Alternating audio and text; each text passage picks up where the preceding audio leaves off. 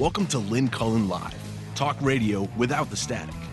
Email your questions and comments to lynn@pghcitypaper.com. And now your host, Lynn Cullen. Yeah.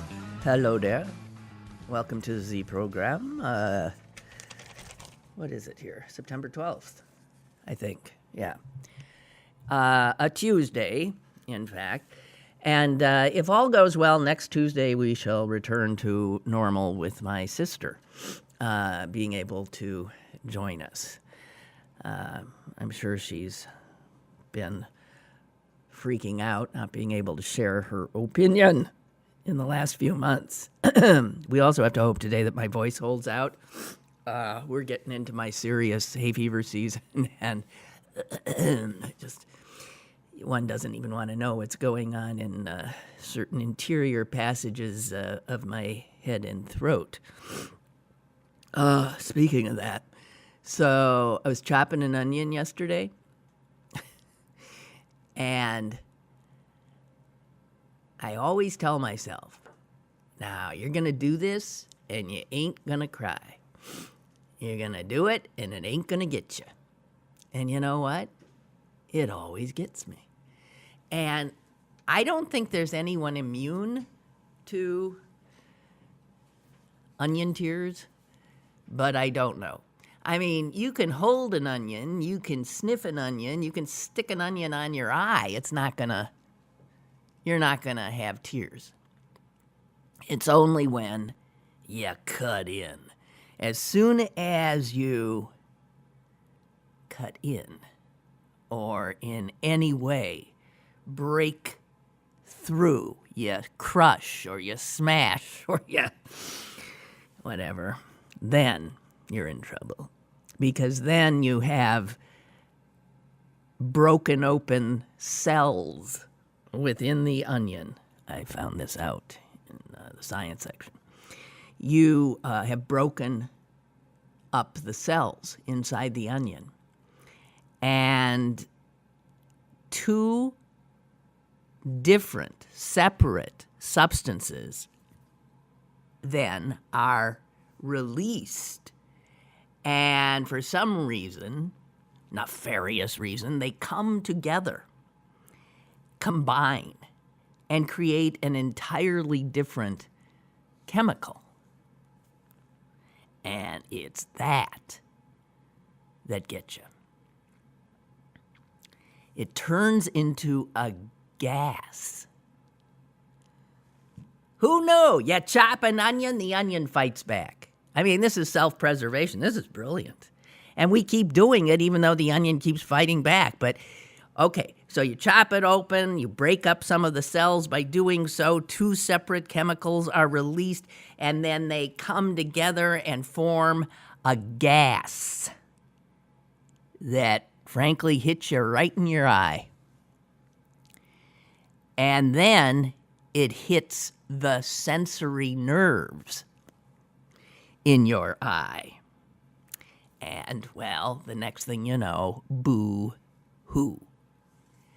So a scientist trying to explain why onions make you cry ended up just saying, hey, look, what the chemical is that gets created and into this gas that then gets into your eye and your nerves, your ocular nerves, is similar actually to another substance that is man-made that does the same thing, tear gas.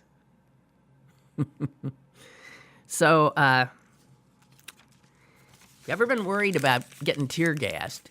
You know, it's not pleasant, but it's akin to chopping an onion, okay? Just one of those little facts.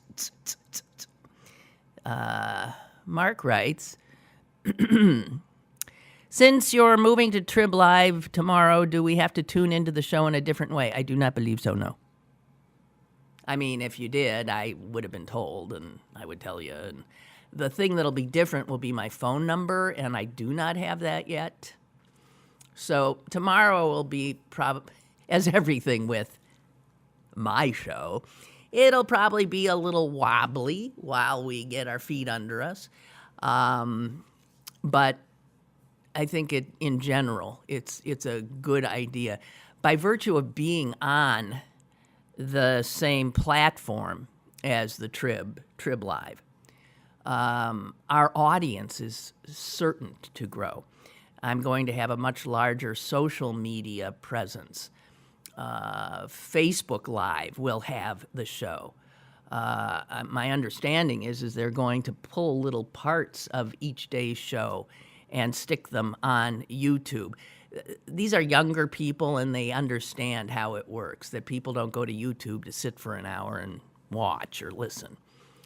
Go for little things. So don't ask me. I don't understand it all. Because I'm not an idiot and have learned from doing this for decades, the odds are tomorrow will not go smoothly. I am lowering expectations as much as I possibly can.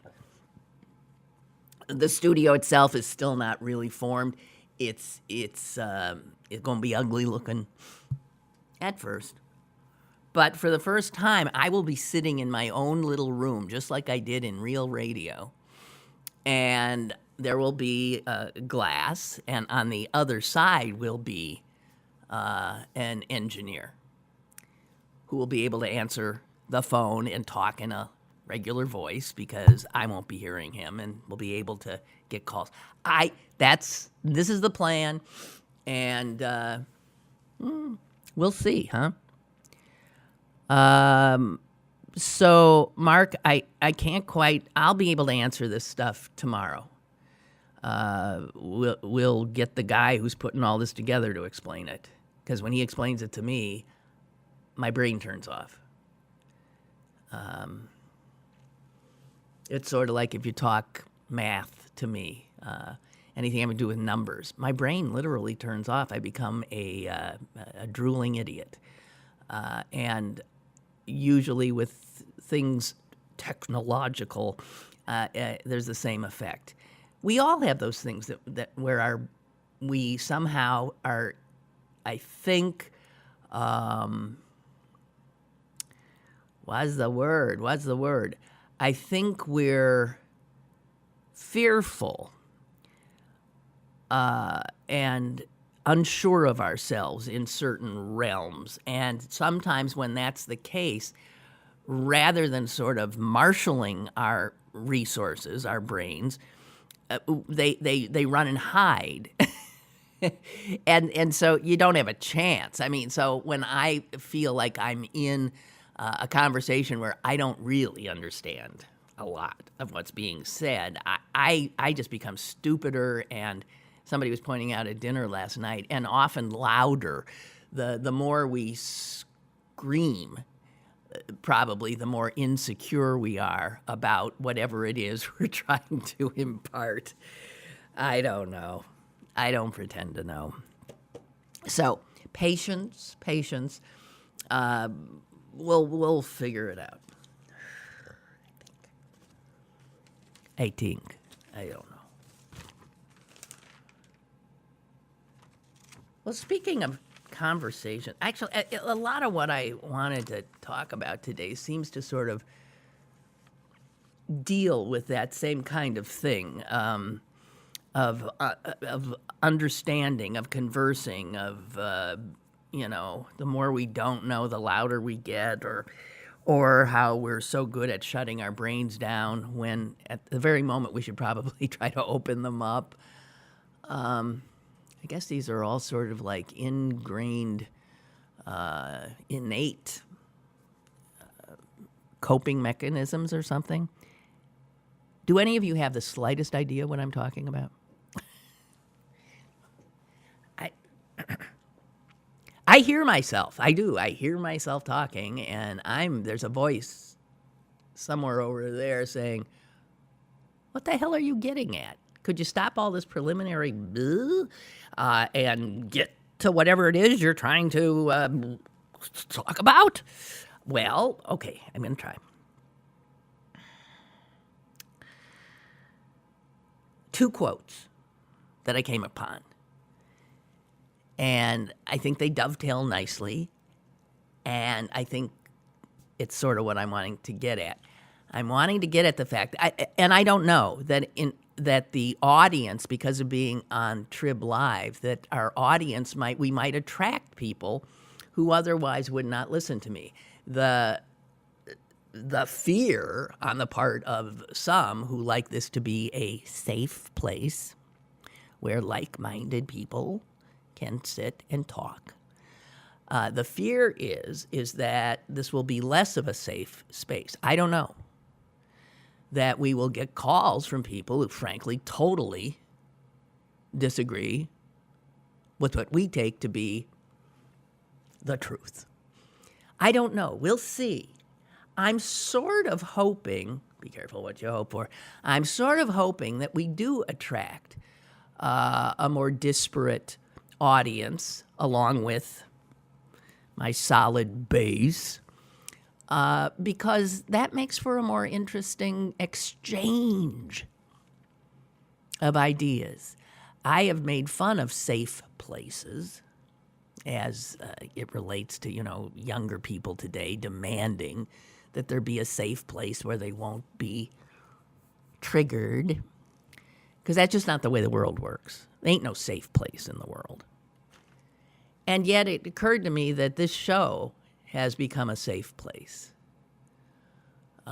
We get together and we wail and howl and tear our hair and worry. We're all generally on the same page. That's not how talk radio used to be back in the day. It was a gathering place of people who wanted to talk. And we were better at talking then. We were better at exchanging ideas 20 years ago, 30 years ago. But now we've been taught somehow, and I guess by cable TV and talk radio, certain talk radio hosts, that the way you talk to each other now is shouting at each other, is by making everything into a very simplistic, you're either here or you're there. And there's this space in between that doesn't exist. When, of course, that space in between is where probably the truth is.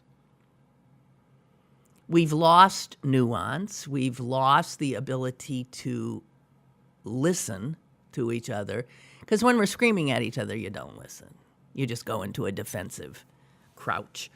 So, I've been thinking that we don't have a chance if we don't get better at listening, at looking for common ground. Because here's the truth. And this is being said now by a woman who I know has said many a time, I will never forgive the people who voted for Trump. Well, it's hard to find common ground when you just tell anybody who voted for Trump, I will never forgive you. You're an idiot. I might think it, but you don't have to say it. It gets you nowhere. There's this momentary, very self-involved release of, ha, I told them. But nothing is accomplished that moves anything.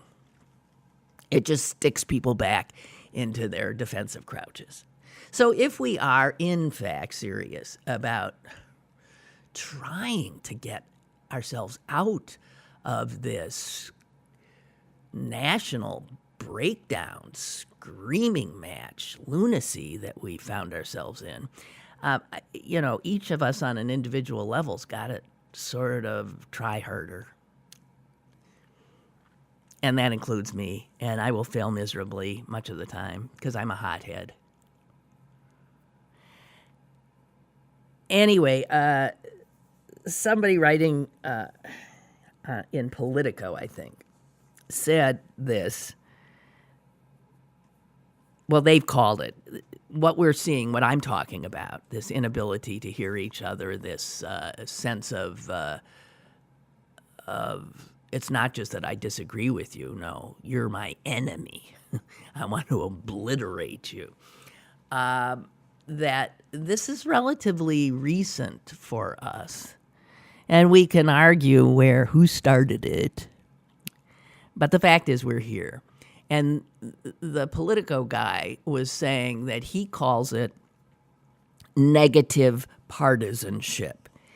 And what it is now is that we don't really, if we identify as a group, like people who listen to Lynn Cullen, as I say, in the safe place, who tend to generally agree with each other, that we are held together less by shared values than by common hatred, fear and loathing of them, right? And that's true of them.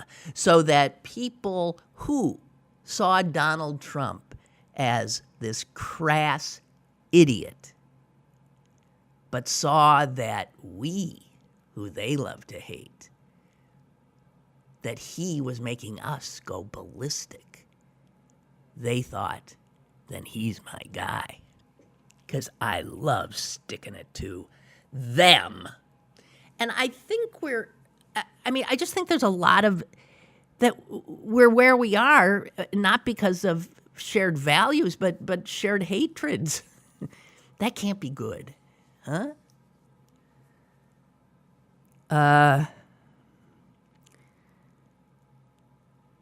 And these guys think that negative partisanship, that's what they call it, is really at the bottom of nearly everything in our politics and political discourse these days.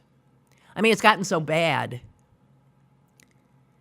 that if you just met somebody and you're talking to them and they say a word that is like one of those words, a trigger, one of those words that you immediately feels identifies them as part of the enemy, you sort of shut down. I mean, it could be anything. I think we've all fallen victim to this. Almost all. And then a guy named David Von Drehl, I don't know how to pronounce it, writing in the Washington Post, said this: the United States has always had radical elements on the right and on the left, but our new kind of media, this niche media where like-minded people can run on the internet to listen to or share ideas that don't challenge them at all because they're all like-minded, that through social networking and all of that we have become a country that is run by the people on the extremes. Because when you start dividing up into these two opposing teams, as I said, there's this whole big sort of middle where I think most of us naturally would come. But there's no team there in the middle. So you join one of the two on the edges. And then this guy points out how the gerrymandering that's gone on with the drawing of districts that are intended to only send Republicans or only send a Democrat to the Congress, that these have created also situations where we're pulled further and further to the edges, in that if it's a safe Republican district, then there is no contest during the election. The only contests are during primaries. And when people on the edges run in primaries, on the two extremes run in primaries, they tend to try to outflank each other by going more to the edge. So you get increasingly more conservative Republicans in the Congress. the people who represent sort of the middle are knocked off.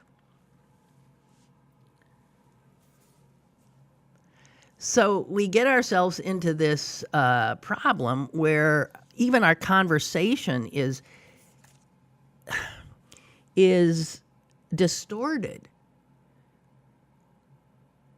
because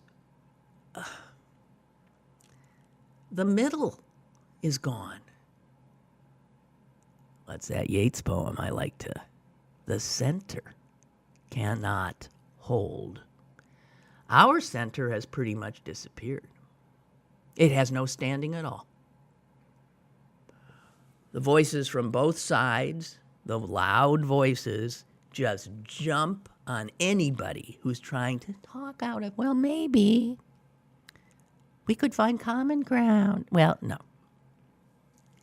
So we continue to demonize each other, looking at the short term, trying to win an election, trying to score a point. But here's the truth. Most Americans are not extremists. They're not. I'm not. By virtue of us picking up, having to choose a side, I became, identified as the lone liberal. When, frankly, that is not a true picture of how I react to every issue. I can be, I think, conservative on some issues. Honestly, I can be radical on some issues. I'm a complex person. You're a complex person. And we've jettisoned the complexity. We've jettisoned the nuance. We've jettisoned the center and the gray areas where it's our only hope if we're going to, again, be the United States of America and not be heading towards something that looks an awful lot like a civil war. But the thing is the way we now listen to each other and the way media now presents issues, I don't see, it's going to be really hard to pull away from this dichotomy that we now inhabit. Was it George Bush who says, you're either with us or against us? No. I mean, maybe it started when CNN, was it CNN who did it ages ago in its infancy, that show Point Counterpoint? I don't know. When all of a sudden, rather than just sort of talking about issues, we decided one person would be on that side and the other person would be on this side, and it would be sort of a battle. And once we started doing that, I think I've told the story 1,000,000 times. I exaggerate. I think I've told the story 5, 6 times. Ages ago, I got a call from CNN, from a producer there. I can't remember what show it was, but it was a point counterpointy kind of a show. And they had my name as liberal talker. And the producer, an earnest woman, said, so we're doing the topic tonight is, it was abortion. It was some abortion-related thing that was in the news. And we'd like you to represent that side. And I said, well, yeah, but, I mean, actually my position is a little more nuanced than what you're suggesting. And I could hear the silence that greeted that was palpable. And she said, what do you mean? And again, my memory being not much more than Swiss cheese, I said, well, I mean, in an instance of this or an instance of that, I understand why, blah, blah, blah, blah, blah. And man, she could not get rid of me fast enough. I never made it onto the show. And I didn't make it onto the show because I refused to say that, yes, I stand right here with that team. I was telling her what I really thought. I think the damage that cable news and talk radio of the ilk of Rush Limbaugh, etc., has done to us is just immense. And potentially destructive of the country itself. That's why I say that when the history gets written of this nation, of this empire, that one of the historians will look and they will tag certain people for leading us down this road of destruction, and that Roger Ailes, the genius behind Fox News, will be one of the great villains of our history.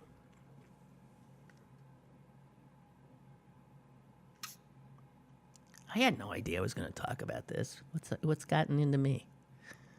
I'm sorry. I'm sounding like I'm pontificating. Hey, so I was reading the papers today and I saw that there was a mass shooting in Dallas yesterday. Did you even know that? It doesn't even penetrate anymore. It wasn't enough. They didn't get into double digits. It was 9 people. 9 people slaughtered by one pissed off guy. People watching the Cowboy game. They're all dead now. It didn't even, did you know? I don't know. I mean, even where I saw it, it was one of these little, on the edges of the paper where they stick, oh yeah, this, that we know our audience really doesn't care about, doesn't rise to a level where we're going to stick it on the front.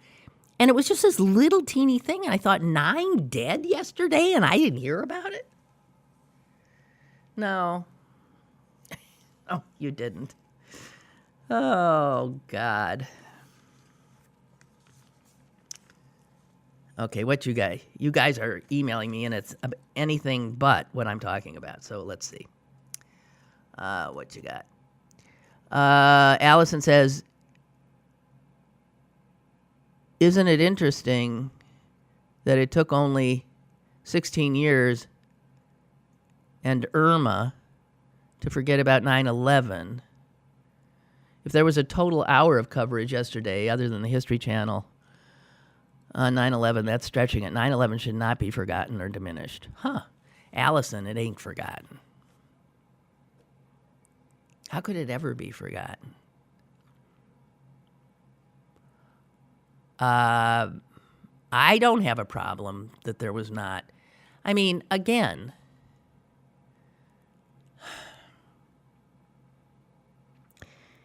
it was, without a doubt, one of the worst days in this country's history. It was shocking. It was a wake-up call. It was our loss of innocence. It was, everything has changed since. Well, we started with all those innocent dead people killed by terrorists. And then recall that the administration of the United States used that as a pretext for heading in to oust Saddam Hussein, who had absolutely nothing to do with it, resulting in the deaths of a lot more than 3,000 innocent Iraqis and brave American soldiers. We need to remember it, but we need to remember it wisely, because we did not react wisely to 9/11. And we're still in the midst of it. I would maybe watch a show about how we didn't react wisely. I don't need to see those towers come down again. I don't need to hear the names again. I know. And right now, if they were still on Irma, I understand that. Right now, there are people suffering, more so now maybe, in the aftermath. And it's a huge story. I haven't forgotten 9/11. I couldn't if I tried. You can't. None of us who were there could.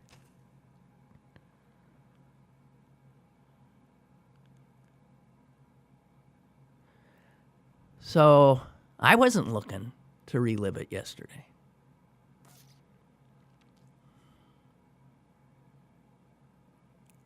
But, yeah, never forget.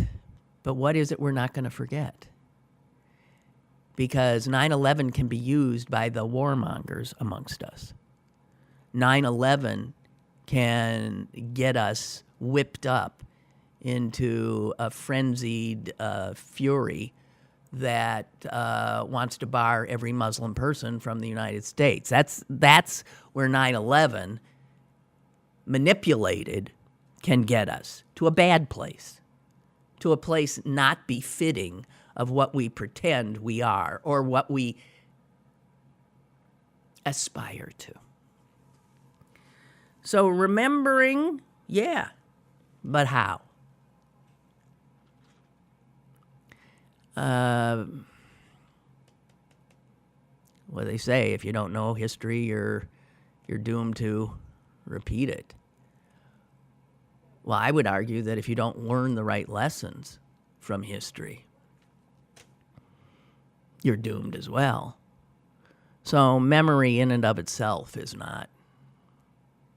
Memorializing in and of itself doesn't get you anywhere. It's how, why, what.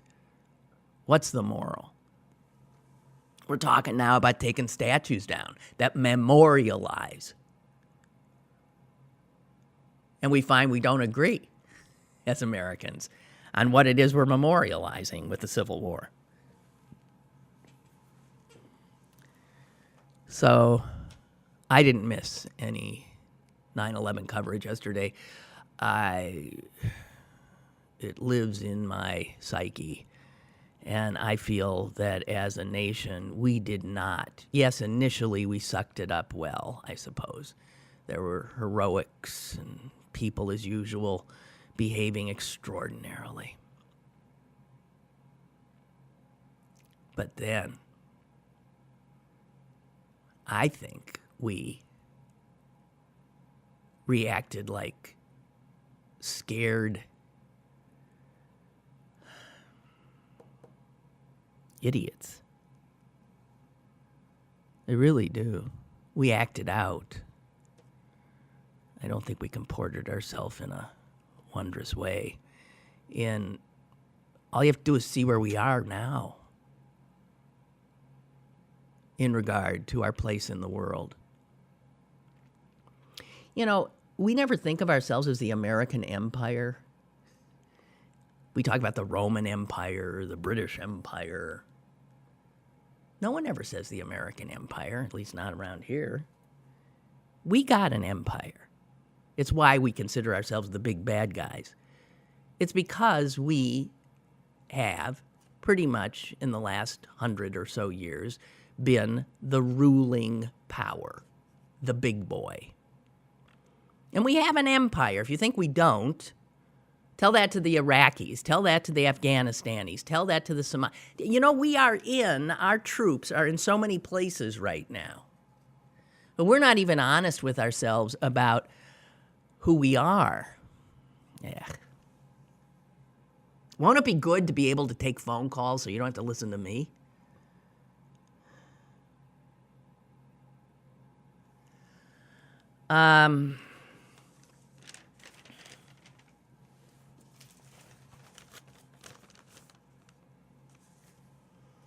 There's a new book out. I don't think I'll read it because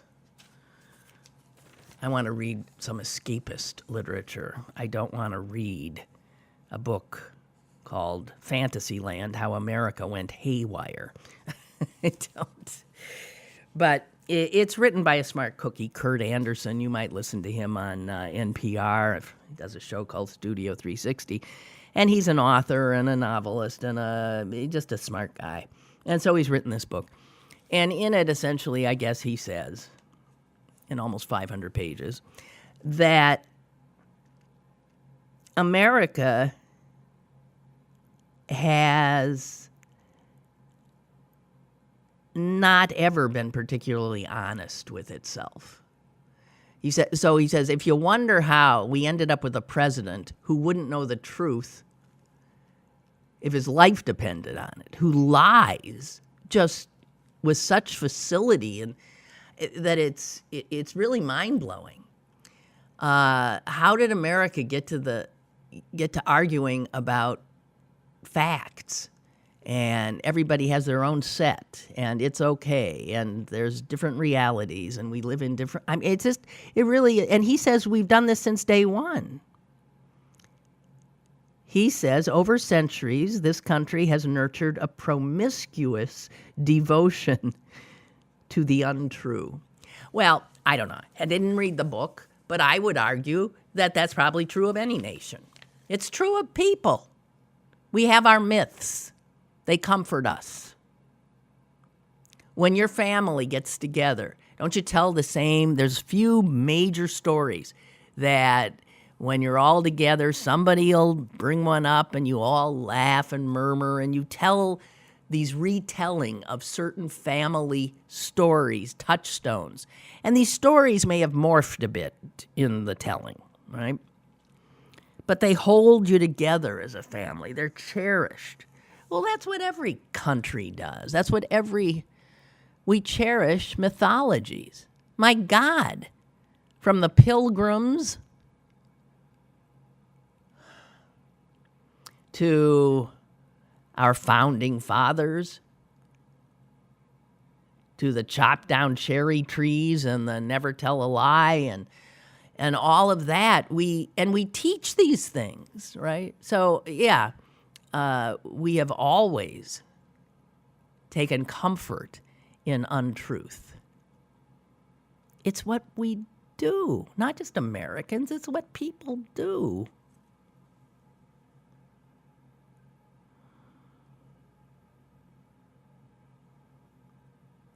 So he says, but what it's gotten us to now, where we've ended up, is that we now believe that each of us has a right to our own custom-made reality, right? It's how we get to the part where Donald Trump, in his first minutes as president of the United States, could argue that the crowd in front of him was the biggest ever seen, larger than Barack Obama's, when in fact not true, and the pictures existed. So it didn't matter because he is entitled to his custom-made reality, as are you, me, and everybody else. Says so, Rachel Dolezal can believe she's black. Your neighbor can believe he was abducted by a UFO. It doesn't, and it's just not polite to suggest otherwise.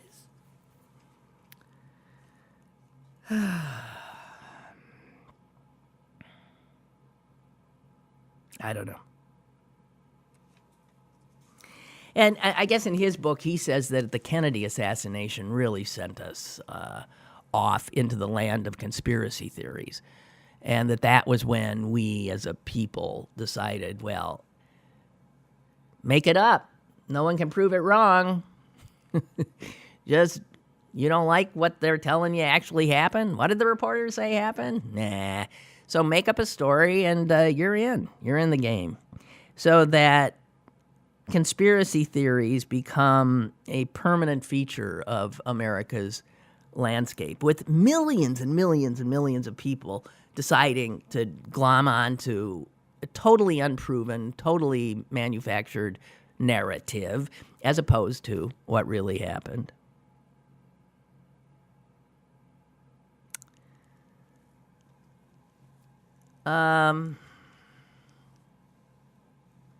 He says that, Americans, we're a little weird in this regard. And apparently he really goes after religion, Christianity specifically, for getting us into the mindset we're in. He said there is an astounding, I remember when I've seen the numbers, I'm blown away, the astounding number of Americans who believe in angels. I'm sorry, many of you, I'm sure, because it's astounding to me, who literally believe in the existence of angels, of a devil, of God, of heaven and hell and all of that. I got to tell you, there's a whole other continent. It's called Europe, and that's where the Enlightenment started. It's also where some of the most horrific things in history started. But the Europeans pretty much gave up all that heaven, hell, and angel stuff. I think World War II did it to them. I don't know. But we inhabit a very... Shit! Oh my God! I forgot to tell you, this is what happens when you're not in a real studio. I happen to know this is a fire drill. Ah! Did you see me jump? God! I love it. All right, already, we get the idea. I know, it's working. It's good.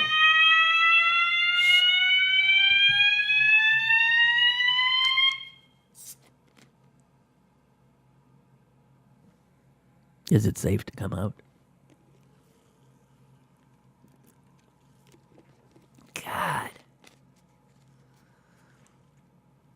Josie's telling me honey is all I need for my... Okay, I'll give it a shot. What the hell? Why not?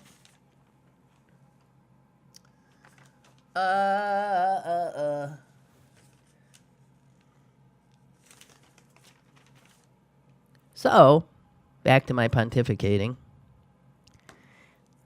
There's another book I've read about. I now read about books. I don't read books. I read reviews.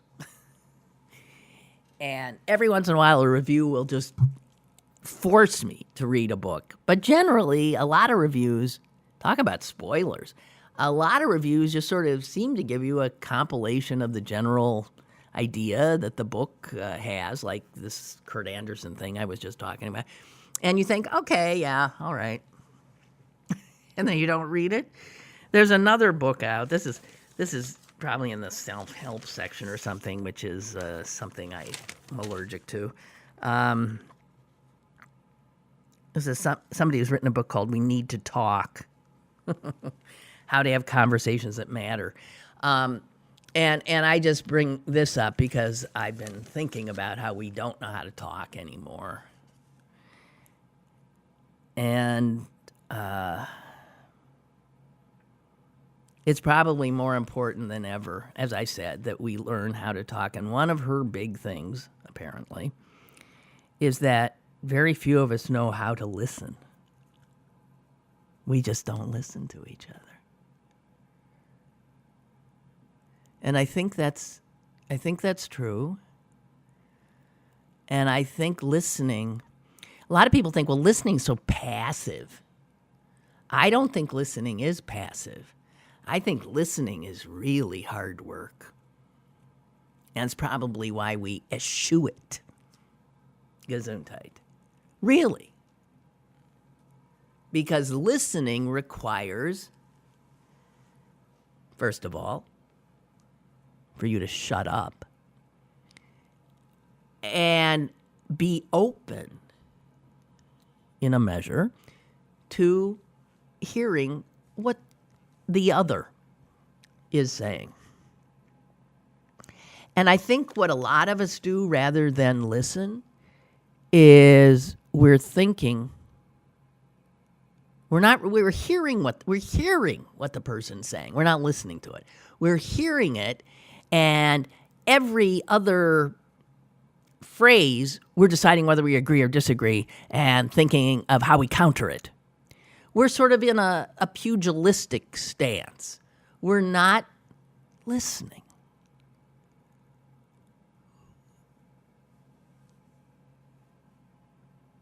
It's not like when you listen to somebody, you got to figure out and judge every word, and are they right, are they wrong, am I right, do they agree with me? No, just listen. That's why I said before, we usually make very, snap judgments about somebody by virtue of even their accent or their hairstyle, the clothes they wear, and a word or two that comes out of their mouths, and we've got them, right? It's so often not true. You can't judge a book by its cover. That is true. You can't even judge a book when it starts talking at you and you disagree with the first few things they said.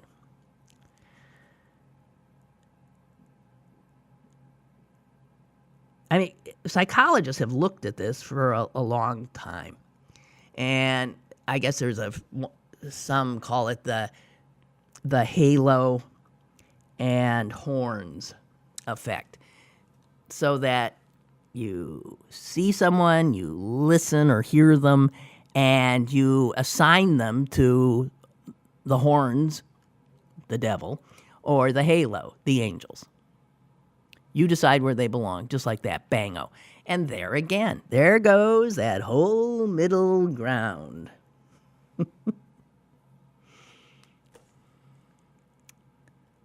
We're our own worst enemies, there is no doubt about it.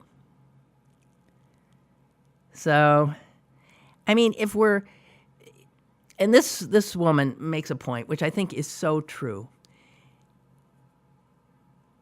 It would be hard to find another human being in this world, let alone in this country. Find you an American. I'll go out on the street and I'll pluck somebody out.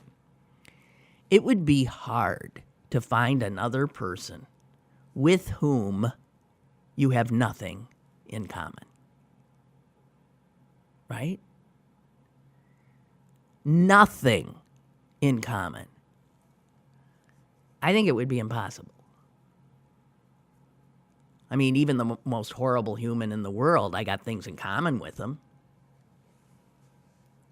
So the idea that we can't come together and find common ground is absurd. We just have forgotten how. We don't have a clue. And all of these forces, political, social, entertainment, televisions, radios, all this stuff, exist, it would seem, to pull us further and further apart.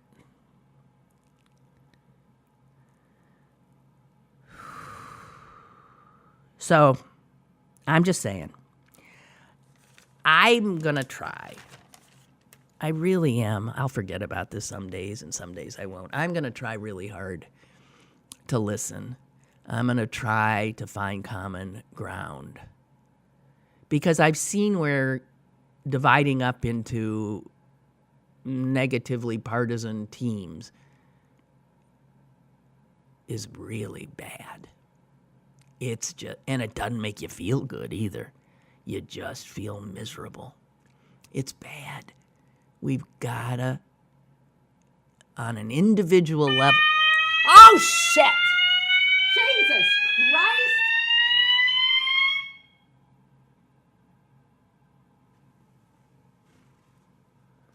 Is this a fitting last show from here or what? Jeez!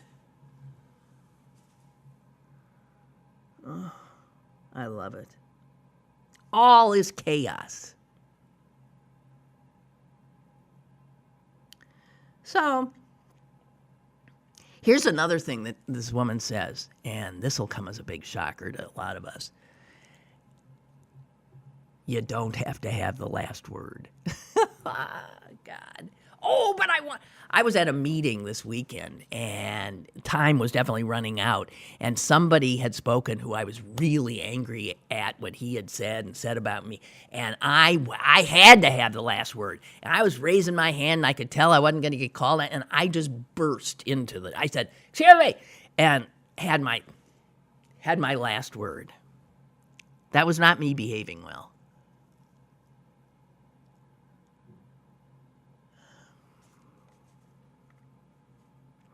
Says here, human beings are hardwired to be emotional. And sometimes we succumb to the drama of the moment, and our best intentions go out the window.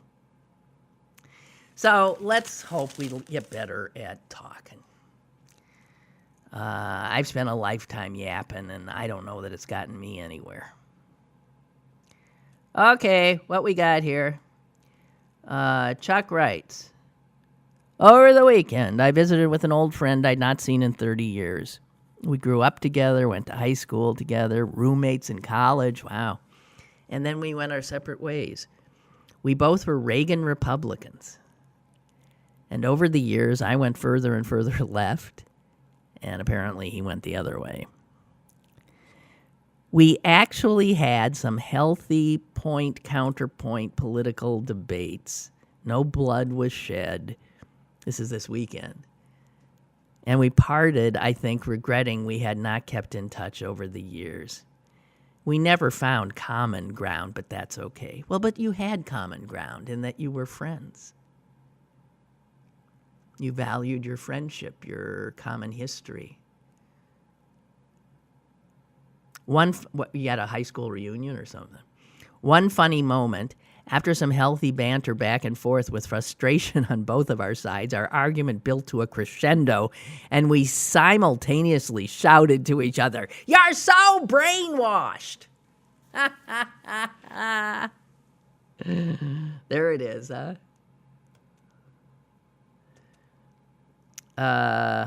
Okay, Roger, I'm trying to get you here. 9/11 and your topic of our divisiveness is related. These topics are related. Conservatives still believe to invade Iraq was correct. They will not accept that diversion prevented us from getting bin Laden and out of the Middle East quickly, hence the quagmire that Obama was up against and now Trump is up against. So much lost because of Bush and Cheney's reaction and our complicity.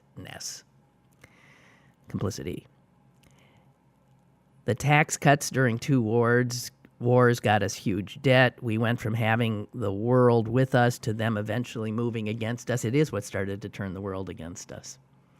My memory of September 11th, my super ultra-conservative boss yelling at us because we couldn't take our eyes off the TV, yelling at us to get back to work, forcing us to get our news from a very static-ridden KDKA.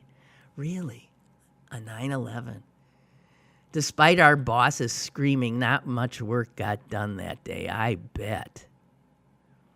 I was on the phone with my sister who worked a few blocks away from the Pentagon, my brother-in-law on his way to work whose train got turned around 15 minutes before stationing at the Twin Towers. Wow.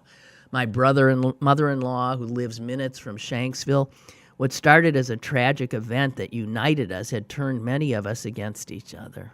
Has turned many of us against each other. I can't think of that day without the memory of what an asshole my boss was. Yeah, that's an asshole. Isn't that something? Think of a non-lovable Ralph Cramden, Archie Bunker, Fred Flintstone conglomeration. That's him.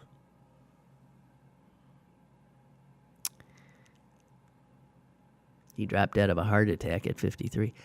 Well, it sounds like he was a very hostile human being. And they say that that's bad for your heart. I don't know. God, that's awful, though. My Lord.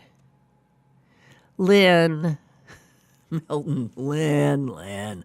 While I appreciate your desire to find some common ground with the other side, I must disagree that somehow by listening to and therefore adding some legitimacy to such ridiculous perspectives will usher in an era of understanding and progress towards shared goals. I think that the opposite is true if ever we are to move forward.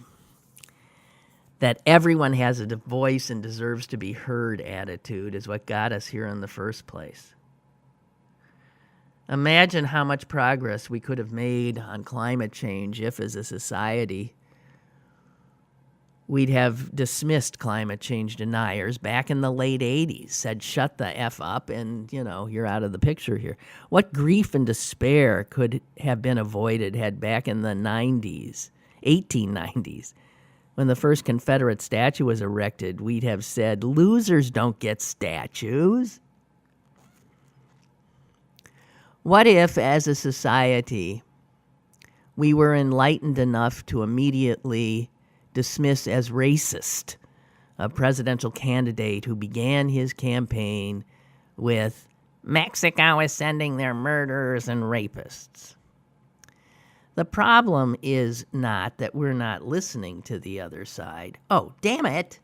I lost your thing. Here it is. Not listening to the other side.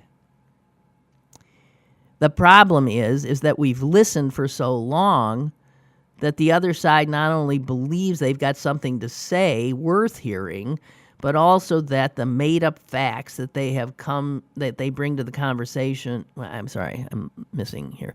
Anyway, creationism is as much science as evolution. Homosexuality is pedophilia.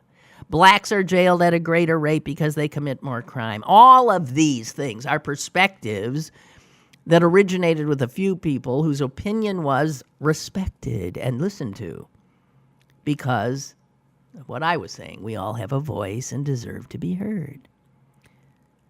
Milt writes, sometimes the best way to stop a rumor or myth is to make sure that it's never given any legitimacy through inclusion in serious conversation.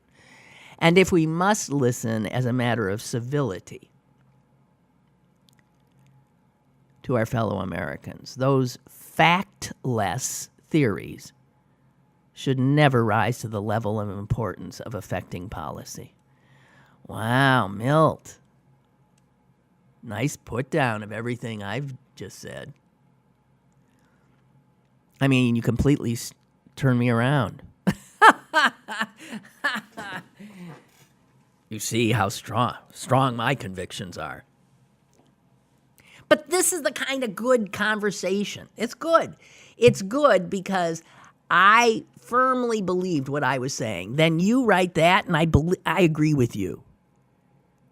But that shows how complicated everything is. Because I hear what you're saying. That's a great takedown. But there's something, again, not out there, not the climate deniers, not the this, not the that. Something where, I give up, I don't know. It really did me in. Jeez.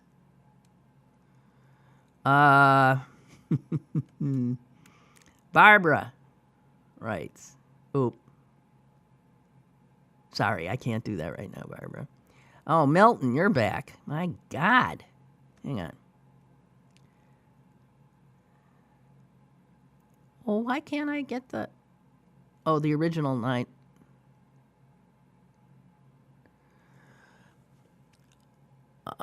Okay, that's interesting too. I can't go there right now, though. He's saying also on 9/11, the one we never talk about, September 11th, 1973, that's when we were complicit, that's the American Empire, in overthrowing a democratically elected president of a country, Chile. Salvador Allende. Oh, we messed with a lot. We're pissed at the Russians doing what they've done to our election. Man, in some respects, payback's a bitch, huh? We did it to Iran. Look where that got us. It got us, we put in the Shah, and that begot the Ayatollah. And look at the mess. Yeah. Our hands are so unclean, but we don't talk about that. We just repeat our mythologies. I don't know.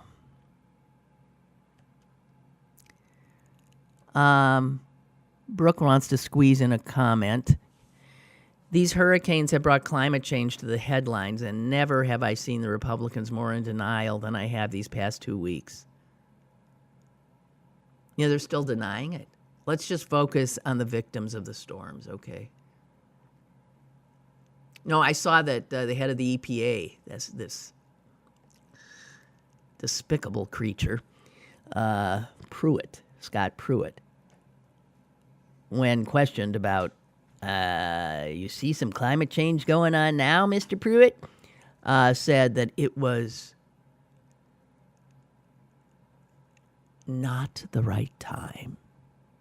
Very, very insensitive, with all these people suffering, to bring up this divisive conversation about global warming. This is so not the time to politicize anything. That's what they say after every gun rampage, right? This is not the time to talk about gun rampages. Oh, God. All right, guys. So my touchy-feely, whatever it was, you put an end to it. Damn it. Okay, so that was, this well may be the last show from here. Tomorrow, God knows what's going to happen. But I hope you'll be there with me. And yes, you should be able to get to the show exactly as you always have. Although, Carlo, if they go to YouTube, can they? No, that would be later. I don't know. We're using YouTube now, but it'll still be embedded on our website no matter what. Okay.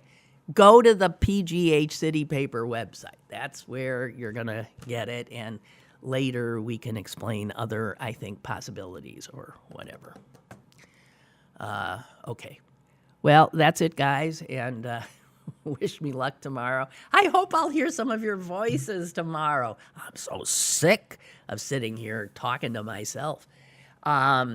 Thank you. Thank to all the wonderful emails today. Appreciate it very, very, very much. And have a good one. Lynn Cullen Live, Monday through Friday from 10 a.m. to 11 a.m. and archived at pghcitypaper.com. The opinions expressed on Lynn Cullen Live are those of the host and do not necessarily reflect the viewpoints of Pittsburgh City Paper or its advertisers.